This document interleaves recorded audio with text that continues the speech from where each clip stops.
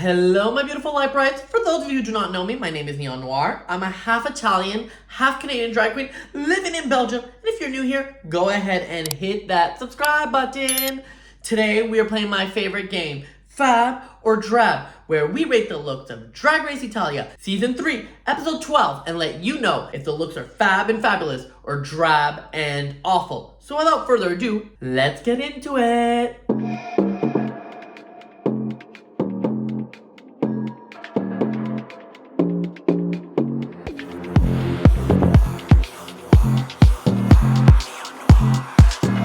Y'all, this is the final episode. That is right, we are crowning a winner tonight, and I am so excited. But the best part is, all the queens are back to give us one more look. And this week's theme is Drag Eleganza Extravaganza. So let's bring it! First up is Adriana Picasso, and Adriana is coming in this yellow dress with this black hair and these big earrings. Immediately, I will say that yellow is a great color on this queen. She looks great, and this color looks amazing on her skin tone. She then goes and pulls off her dress to reveal to another yellow dress, but this time with a little bit more lacy details into it. And I will say that the second outfit is better than the first. And here's the thing, Adriana got kicked out so early that we don't really know who she is. And I will say that this dress also doesn't really tell me much about her. She just looks like a very beautiful, great pageant queen. I'm missing the personality. This is your final look, baby. Tell us who you are. The one thing I will say about Adriana, which I would definitely 100% change, is these big earrings. They just don't fit and they kind of blend into her neck and you kind of goes out. I think just small earrings that weren't dangly would have been enough. So that's definitely a fix. I would also probably add a couple of more stones to the gown just because it's just a plain fabric and I think some stoning would have really taken it up a notch. But all in all, she does look good. Nothing fantastic, but good. And that is why I'm gonna give her a soft 5.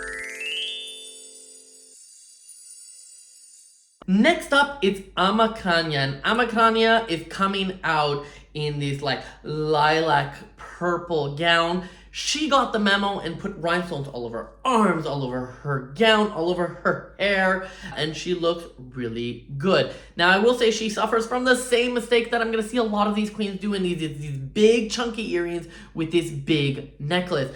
I find you don't need both. Pick one, and I probably would, again, make the earrings smaller so you can see a little bit more of her neck. The other thing with Amacania is that she got a little bit of baby blue in her hair, which I love the color, but it just feels too blocky. I wish it was a streak or something, but that's a minor detail. The part of Amacania's dress that I hate is the shoe.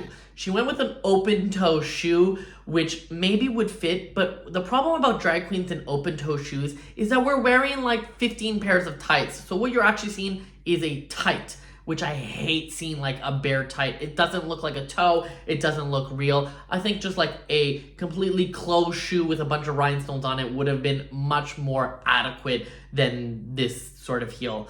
All in all though, she looks fine, she looks good. Again, very middle of the road, nothing special. And that is why I'm gonna go with a soft 5. She still looks good, I can't give her a drab, come on girl.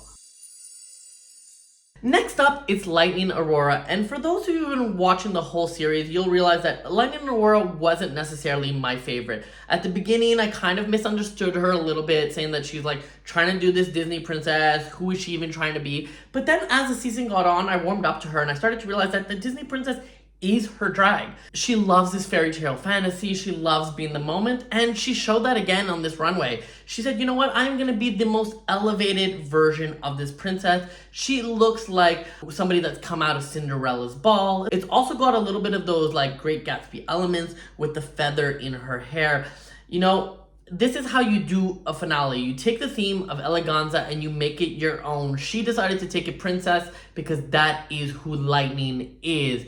She looks fantastic, and that is why, for Lightning Aurora, I have to definitely go with a FAB. Next up, it's Morgana Cosmica, and Morgana Cosmica is coming in as a cosmic outfit. Girl, this is what I've been waiting for all season. This I was saying that Morgana was like, she had really good outfits, really expensive outfits, but I just didn't get how they fit into her personality. She was switching it up every week. Again, she was one of those queens I didn't really enjoy at the beginning, but as the season got on, I warmed up to her, and I definitely feel like she got kicked out way too early. And this proves my point. She's coming out as the full galaxy, the full cosmic galaxy. She's got the big ring of Saturn, the planets coming off of her, all of like the crystals and rhinestones all over her in these like very star-like patterns. It's giving me both elegance, but it's giving me camp. It's giving me Morgana Cosmica. And I feel like this is a dress only she could pull off because of her name. And that is what I love about drag. So for Morgana Cosmica, it is 100% gonna be a definite fab for me. Next up, it's Cece Lee, and Cece Lee is coming in this black gown with this little pink shoulder and this big brown hair. Guys, I don't know. I just don't know. I think that a black gown on the finale runway is just not enough. It's got to be that extra special, that extra oomph, and this doesn't have it. Yes, it's got a couple of rhinestones here and there, but not enough. I do love this like pink shoulder moment. It definitely gives me something interesting and different about the gown. I just was not sort of expecting this from Cece Lee.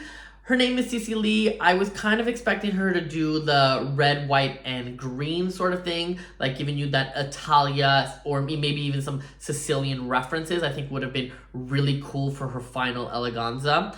And the hair, although it is perfectly coiffed and elegant, I think that brown with black and pink just don't mix. If she was gonna go black with the hair. Or I actually think that in this case, a beautiful like blonde would have really done it and really just made her like that blonde, you know, bombshell, a little bit of that Barbie with that pink. It was just a few misses all around, and that is why for Cece Lee, I'm gonna have to go with a drab. Sorry, babes. Next up, it's La Prada, and La Prada is coming in this fuchsia pink outfit with black rhinestones in this brown hair. What I will say is that this is the best La Prada has looked. The problem is this is the best La Prada has looked. I'm just not a fan of this gown. I feel like La Prada just wasn't really hitting it when it comes to the fashion this season. She made it further than I expected her to make it, to be honest. And with a name like La Prada, and yes, I know her name is from her original boy name, Leonardo Prada, but she still has the word Prada in it, and therefore you expect her fashions to be up there. If you're gonna use a name like Prada, you're gonna have to show up with good fashion. It is, you know, if you have a name like Prada, if you have a name like Couture, if you have a name like Versace, you're gonna be known as a fashion queen, whether you like it or not. And this is the problem with La Prada, that is, she's cute, she's fun, but she's not bringing it for me. It's kind of middle of the road. It's nothing special. I don't really have any comments for it. I'm not wowed by it, honestly. So, does she look good? Yeah, sure, you know, but am I gonna fab it? No. It's actually gonna be a soft drab from me. Sorry. Next up, it's Layla Yarn, and Layla Yarn is coming in this red satin silk fabric that is giving you a high cut slit with these silver boots and this beautiful knotted hair. I will say that I was a little bit disappointed to not see Layla Yarn in a yarn outfit because she's done a couple and they've looked fantastic. I was hoping that she was going to take the yarn fantasy and do this like ball gown out of it. But you know what? I don't really mind that I'm missing it because she looks fantastic in this outfit. This color of red on her looks great. This hair looks expensive. She's got all of these like little jewel things on her midriff part, which I don't really get it, but I don't really care because the little silver accents pick up the silver boot, which seem like a far off idea, but it just works. And yeah, it just works. And most importantly, she didn't make the crucial mistake of going with these giant earrings and this giant necklace. She has some balance in it, and I'm so happy to see that. Layla Yarn really knows her figure, really knows her space, and she really gave you like these like little skin moments that's definitely needed in this big ensemble.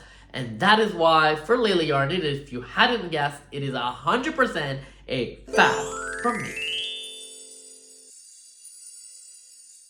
Next up, it's Sipario, and Sipario is coming in her big theater self like she always does. She's coming in this big white poofy dress with this big headpiece and this pink sort of like jacket cape thing. This is what I love about Sipario. Sipario knows her drag, knows her style, knows who she is as a queen, and brings it to you every time.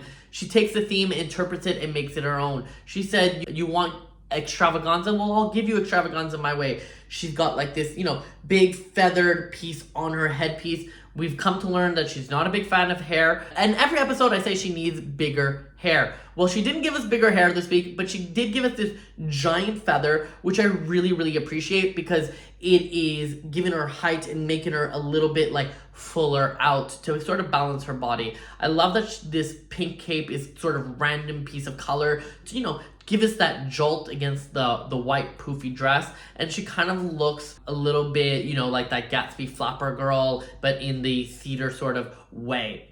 The only small little critique I would have is I would have loved for the heel to be completely bedazzled, but that's a small critique that could be easily changed if she even cares or watches this.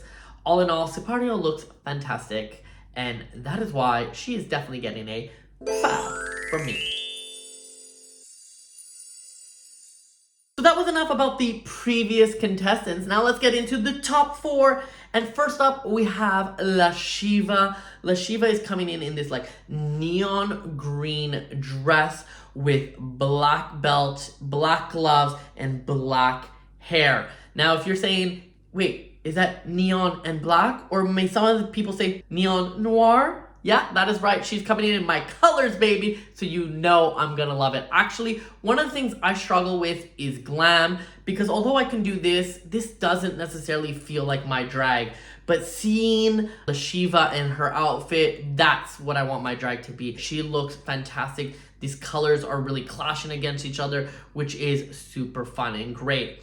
If I would give her a little piece of advice is that although the lace gloves are great, I think it would have been better with just like a latex glove to give that little edge. And I probably would have lost those giant earrings because the hair is so gorgeous and the outfit is so gorgeous that I kind of feel like they're weighing her down. But all in all, she looks fantastic. I want this. I'm probably gonna steal this idea, to be honest, because damn, just damn. And that is why for La Shiva, it is definitely a FAB.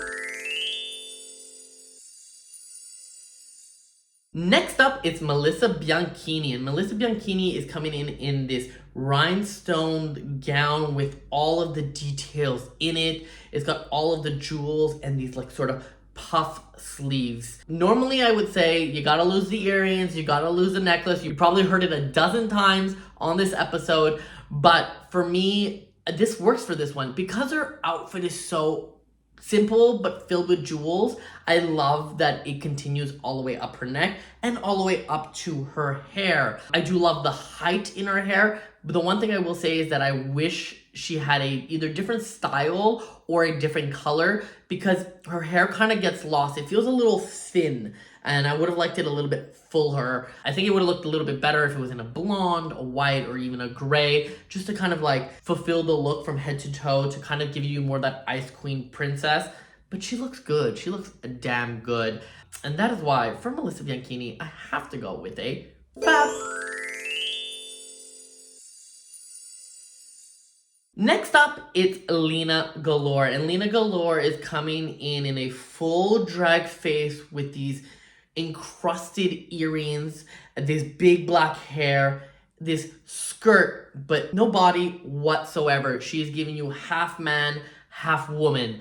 Honestly, the first time I saw it, I hated it. I was like, what is this? This is not drag extravaganza. And then I stopped to think about it and I said, man, this bitch is smart. She gave you a concept. She said drag is a costume, drag is a medium, we just put this all on to give you entertainment, but this is what's really behind it. It is the man behind it. She's giving you that gender bending fantasy. It is conceptual as and the more I stopped to think about it, the more I loved it. Is it the most eleganza? No, but she is not always an eleganza queen. She's like a concept queen. And she wants to push the boundaries, and this pushes every boundary, every button. If it makes me sometimes uncomfortable, and I'm a drag queen, imagine how the public feels, and that means it needs to be seen.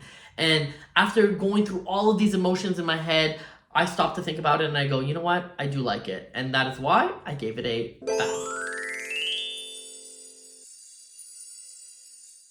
And last up, we have Silvana de la Magliara. And Silvana is coming in this pink and gold outfit with this pink poofy hair and all of the jewels, the bracelets, the necklace, the earrings, all of it. And Silvana proves yet again that I don't know what she is doing in the finale. I do not love her fashion aesthetic. I just don't get it. She could have gotten out a little bit sooner. She might be a funny queen. She might have a lot of personality. But at this stage in the game, in this high pressure, high level situation, I don't think she should be this far. All in all, I will say that this looks great for Silvana. You know, she definitely put some thought into it. You definitely see all the details, which is some of the things she was missing throughout the season. She was definitely like sometimes, you know, it felt a little unfinished. This definitely feels 100% finished and thought through. So I do have to give her kudos for really thinking it through. But when you're comparing it to the grand scheme of things and comparing it to all the queens on the runway, it's just not good enough, honestly. If this was episode 2, I would have said FAB. But on episode 12, it is definitely a DRAB. Y'all, that is it for this week's episode.